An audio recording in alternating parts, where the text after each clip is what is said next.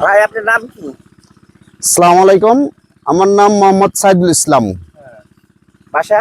বাসা আমার নাটোর জেলা লালপুর থানা ৩ নম্বর চন্দ্রপল্লী ইউনিয়নে আব্দুলপুর গ্রামে। হ্যাঁ।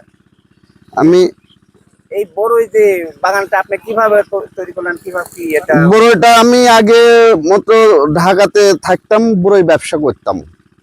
ব্যবসা করতে করতে আমি একটু চিন্তা ভাবনা করলাম যে আমাদের দেশে তো অনেক বড়ই হয়, আমার গ্রামে বাড়ি।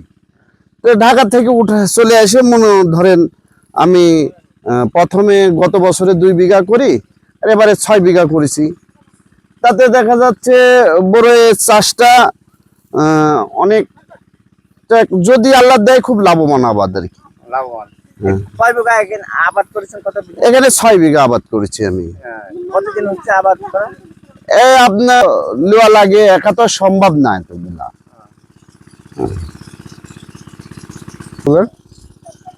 হ্যাঁ। কি নাম গো তোমার?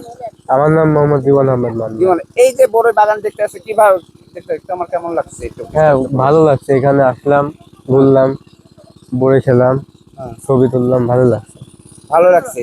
হ্যাঁ এই ধরনের কখনো সুন্দর বড়ই দেখেছো নাকি কখনো?